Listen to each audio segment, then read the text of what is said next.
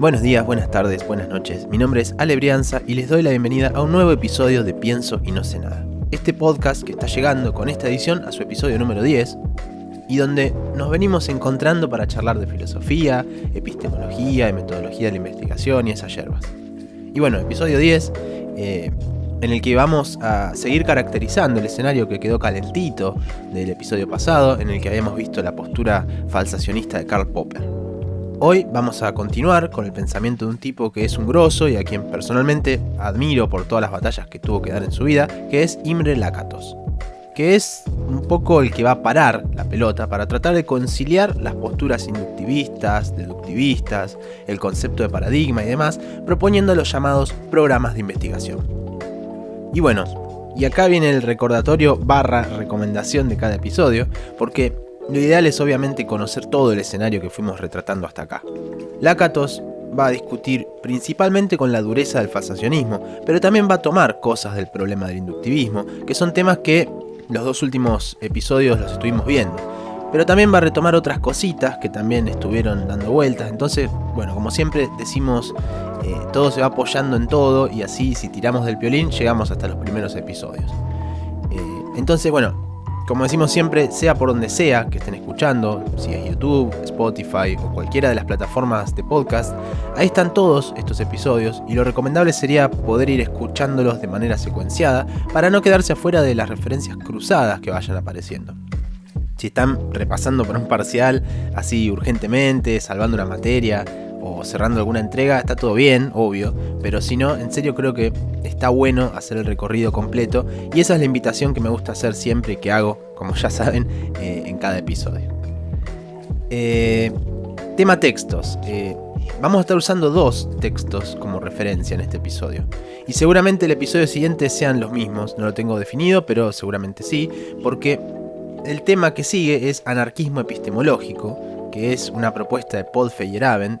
Y como Lakatos y Feyerabend eran amigos, cruzaban cartas y discutían de estas cosas, suelen verse y enseñarse juntos. Y tan así es que, por ejemplo, uno de los dos textos que vamos a utilizar hoy se llama justamente Lakatos y Feyerabend, la ciencia entre método y anarquía, de Beatrice Colina. Es un libro medianamente chiquito y vamos a estar utilizando la primera mitad, que es precisamente la que habla de Lakatos. Y me gusta particularmente porque habla bastante de la vida de Lakatos. Y es algo que me gusta siempre poner en contexto porque me parece que ayuda a entender un poco mejor de dónde sale todo lo que plantea. Después, por otro lado, vamos a utilizar otro texto que se llama La dimensión valorativa de las ciencias, que es de Ricardo Gómez, y que es un libro de historia de la ciencia o de filosofía política, podríamos decir, que le dedica el capítulo 4 a Lakatos. Así que bueno, se imaginarán que ese es el capítulo que vamos a recuperar en este episodio.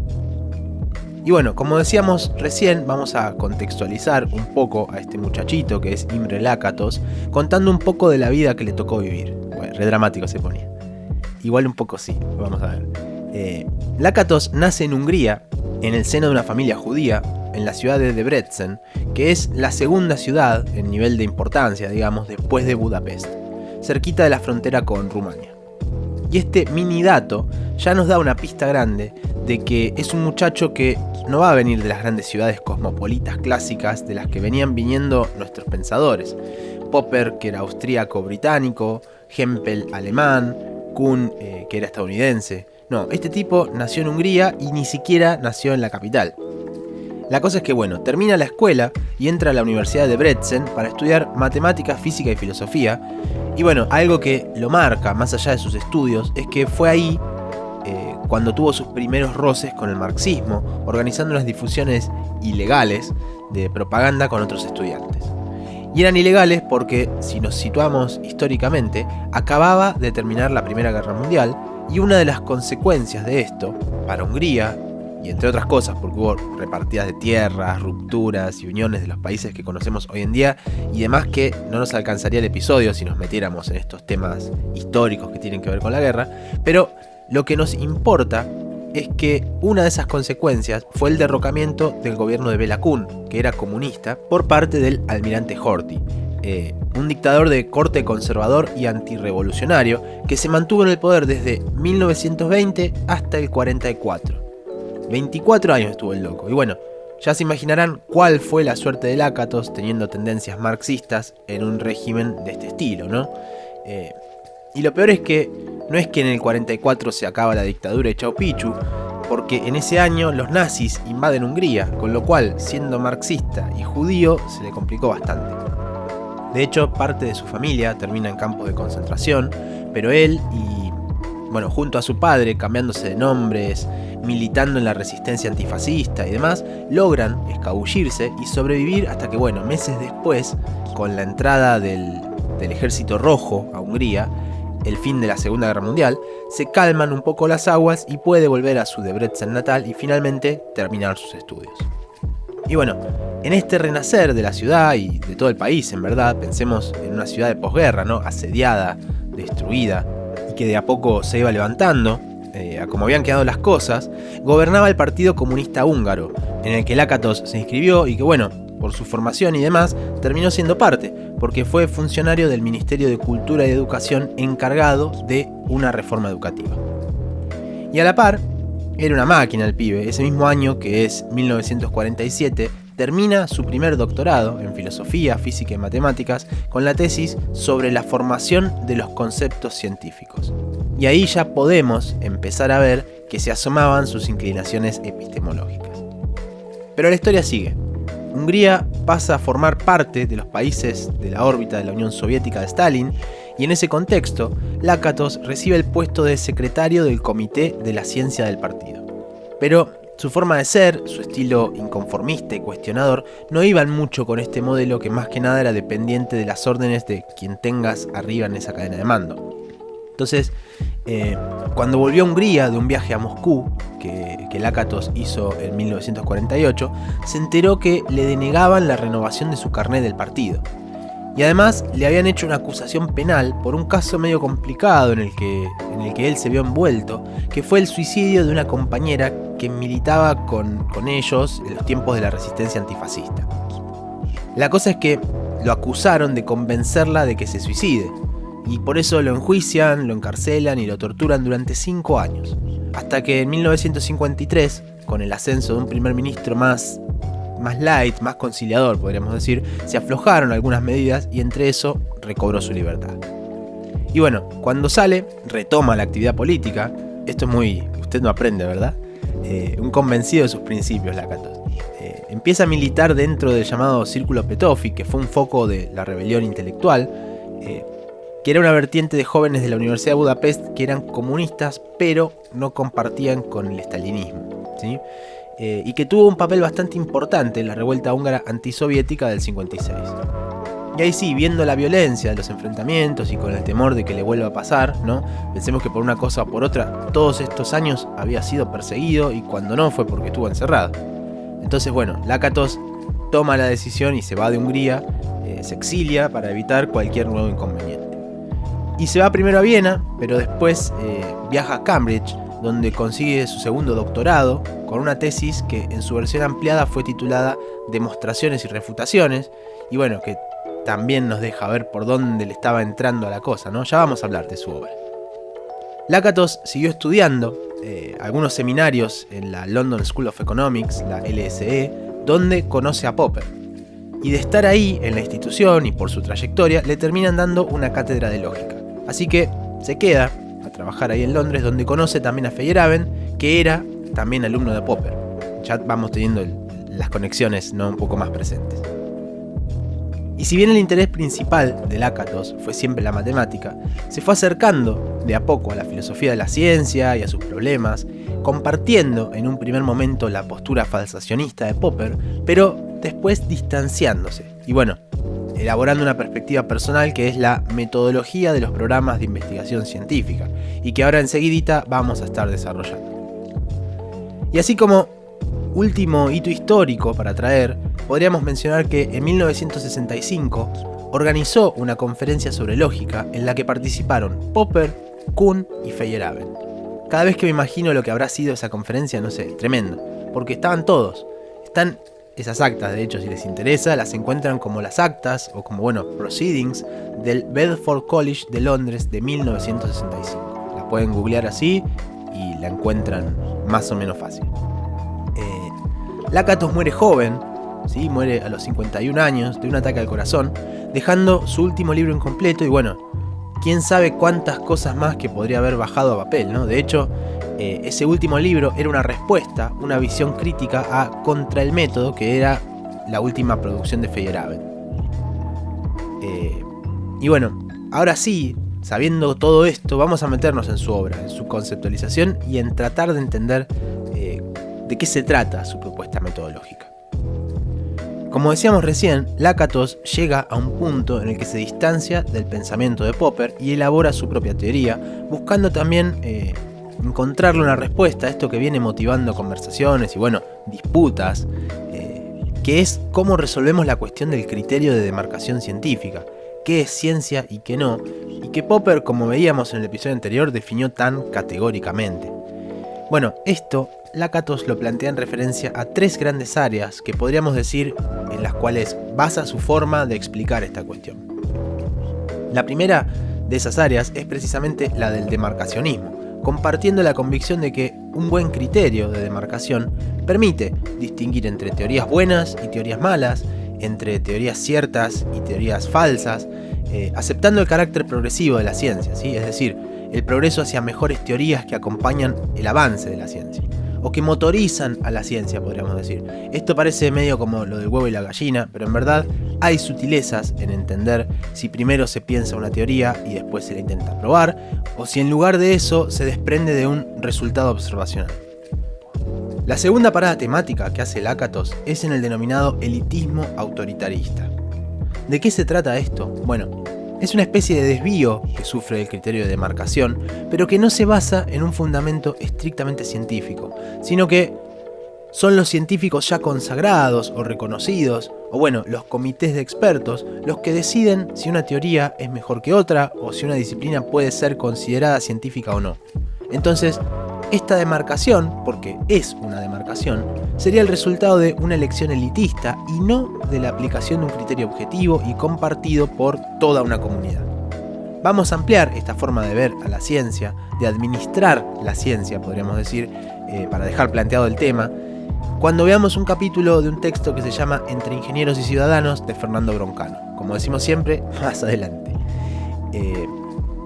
Y la tercera pata, el tercer eje de estudio de Lakatos, engloba algunas perspectivas como el escepticismo, el relativismo cultural y el anarquismo epistemológico, que si bien son cosas distintas, las une el hecho de que sostienen que el problema de la demarcación no se puede resolver, es decir, que no es posible determinar un principio que nos permita decidir a qué teorías tenemos que salvar y a cuáles las tenemos que dejar morir.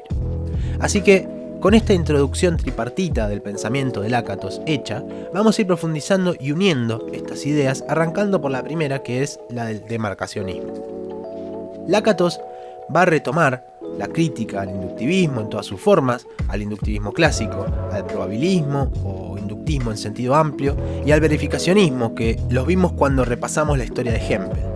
El problema de esto, a esta altura, ya lo sabemos bien, no es posible nunca dar por cierta una teoría porque nunca recolectamos la evidencia, nunca recolectamos los casos suficientes. Y entonces, en las teorías se pueden reconocer distintos grados de probabilidad y como consecuencia se abandona la pretensión de que esas teorías sean ciertas y, nos quedamos con que sean altamente probables o lo más probables posible. Igual la cosa no queda ahí. Lakatos también es crítico con el falsacionismo. Como ya sabemos, el falsacionismo, en su versión popperiana, algo a lo que Lakatos llama falsacionismo metodológico ingenuo, las teorías van siendo falsadas por afirmaciones observacionales consolidadas que son fruto de decisiones metodológicas por parte de las personas que lleven adelante ese estudio, ¿no? Y así van quedándose con teorías buenas y descartando por completo a las que van siendo falsadas.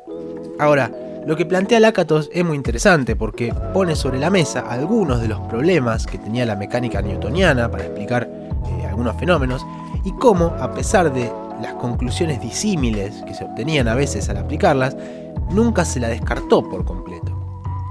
Entonces con esto Lakatos podríamos decir que le demuestra a Popper que su falsacionismo no tiene en cuenta la tenacidad de los científicos frente a las negaciones de sus teorías.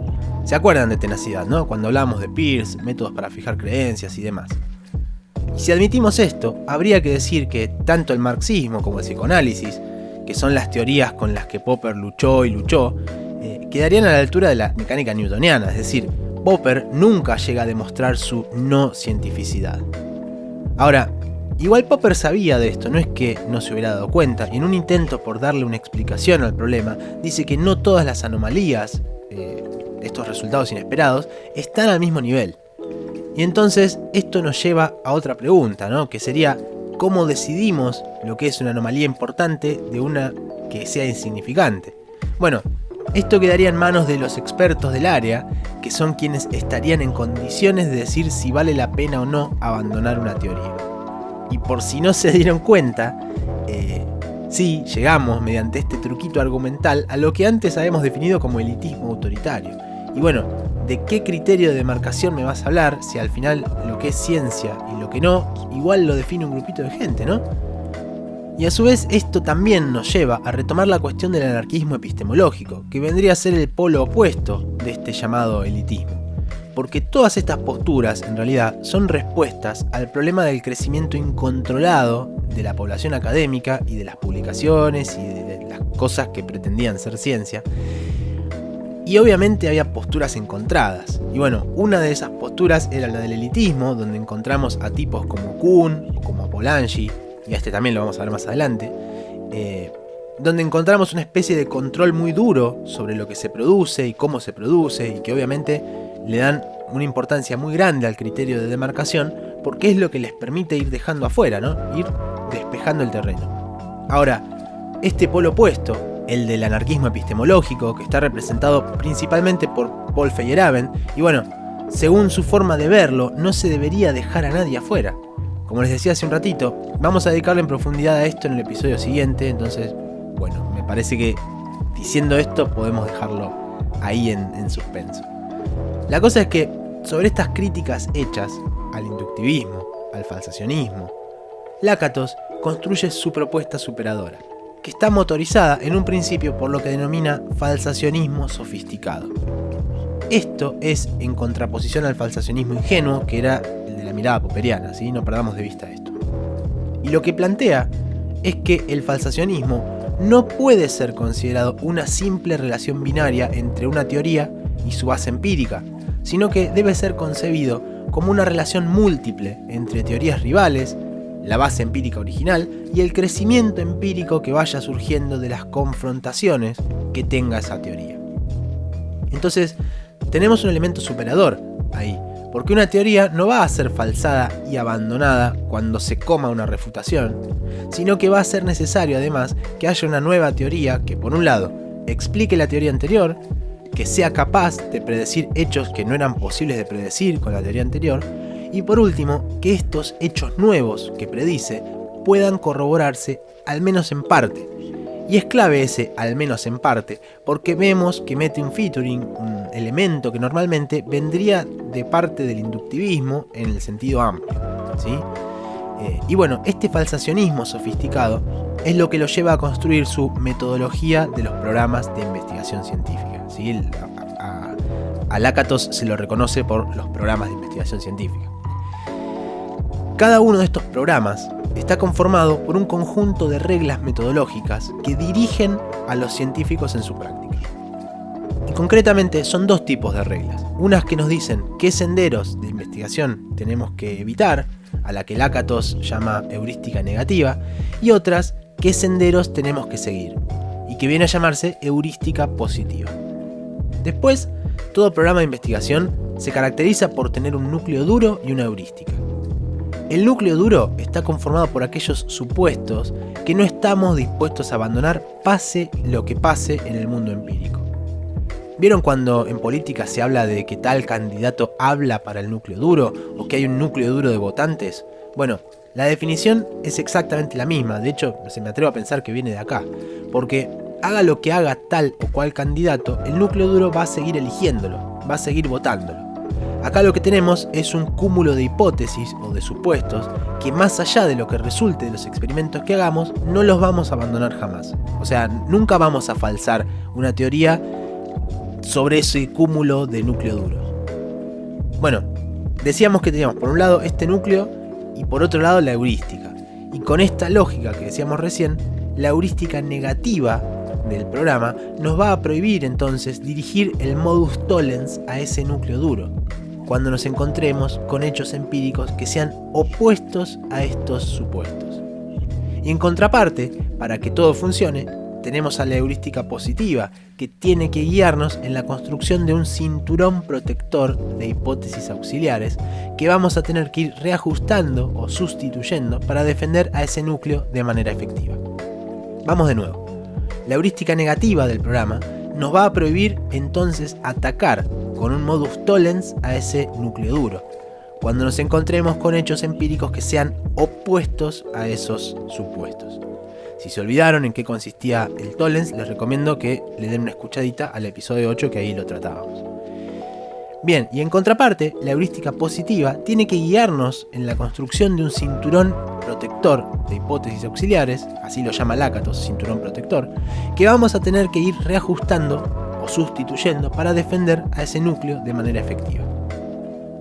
Bueno, además de esta cuestión estructural de cada programa de investigación, yo siempre me lo imagino como un planeta Saturno, ¿no? Que está el núcleo duro sería el planeta y los anillos me imagino como el cinturón protector. Pero bueno, ustedes se imaginarán de la forma que se lo imaginen. Esto es anecdótico simplemente. Les decía, además de esta cuestión estructural, Lakatos entiende la actividad científica como algo que está centrado en la resolución de problemas, ¿sí? Es muy pragmático en este sentido. Y cada problema puede resolverse o progresiva o degenerativamente. Y como decíamos recién, la forma de encontrar el camino para resolver estos problemas nos las da la heurística positiva. Y bueno, un problema es resuelto progresivamente si la hipótesis que permite resolverlo tiene un exceso de contenido empírico, es decir, si además de resolver el problema permite predecir consecuencias novedosas.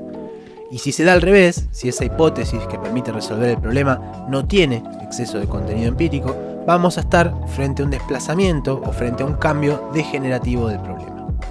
Ahora, el hecho de que el sistema se vaya degenerando no es razón suficiente, o sea, no alcanza para abandonar al programa de investigación. No, siempre hay formas de salvarlo, sumando hipótesis auxiliares a ese cinturón protector. Y bueno, esto nos lleva a preguntarnos, por ahí ya se lo están preguntando, porque si la existencia de anomalías, de resultados inesperados y cosas que no estaban en nuestros planes no son nunca suficientes para abandonar el programa, ¿cuándo va a ser el momento de abandonarlo? Y bueno, esto se responde precisamente desde el planteo del falsacionismo sofisticado. Cuando un programa de investigación rival explique el éxito previo del programa de investigación actual, digamos, pero a la vez lo supere, demostrando lo que Lakatos llama un mayor poder heurístico. Y bueno, se imaginarán que esto no se da tampoco de un día para el otro, lleva mucho tiempo y un poco por eso suena muy lógico también esa suerte de pedido de paciencia, como decíamos antes, la tenacidad, la protección para lo que ya conocemos y que ya sabemos que viene funcionando. Bien, y con esto cerramos entonces este tema de los programas de investigación y un poco como decíamos el episodio anterior, que hacíamos referencia al posible episodio doble entre Hempel y Popper, inductivismo y deductivismo, confirmacionismo y falsacionismo, y habiendo repasado todo el contexto histórico, los cruces que tuvieron estos personajes y demás, podemos entenderlo perfectamente como una continuación de tratar de buscarle la vuelta a un problema que venimos tratándolo desde los inicios de este podcast, que es ni más ni menos que poder definir a la ciencia. Bueno, algo que quedó por decir es el hecho de si Lakatos entiende a la ciencia como algo progresivo o rupturista, como sí lo había planteado Kuhn con los cambios de paradigmas. Y si bien Kuhn y Lakatos acercan sus miradas en el sentido de que los dos enfatizan esa resistencia de los científicos por abandonar sus versiones o sus formas de ver el mundo, al plantear la superación de las teorías mediante la heurística positiva, podríamos decir que Lakatos, en cambio, ve a la ciencia como gradual y continua, sin ninguna de estas rupturas que son no acumulativas en el planteo kuhniano, ¿sí?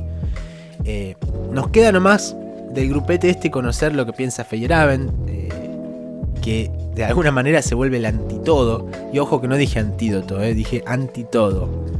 Pero lo vamos a dejar para el episodio que viene. Y bueno, si llegaron hasta acá, les agradezco como siempre por la paciencia, por el interés, por la compañía. Si están en Spotify pueden darle follow, y lo mismo si están escuchándolo en YouTube, pueden suscribirse y darle a la campanita para que les llegue la notificación avisándoles cuando sale un nuevo episodio.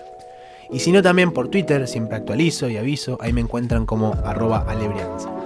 Pueden escribirme con sus comentarios, con mensajitos, dudas existenciales, monólogos, chistes de stand-up. No, mentira. Igual, sí, saben que ese espacio está abierto para que lo usen a piacere. Y algo que había dicho en los primeros episodios, y después ya no dije más, pero que sigue siendo así, es que si este material les viene bien para sus clases, encuentros o lo que fueran, todo está a su disposición. ¿Sí? Nada me pone más contento que los materiales que con tanto amor hacemos, amor al conocimiento, a lo colaborativo, a la ciencia, al arte. Nada me pone más contento que los materiales roten y lleguen a la gente que les sirve. Entonces, cuando recibo algún mensajito de che, lo usé en tal lado y me funcionó, es una caricia al alma que está buenísimo. Soy Alebrianza, gracias nuevamente por acompañarme en esto que se llama Pienso y no sé nada. Hasta la próxima.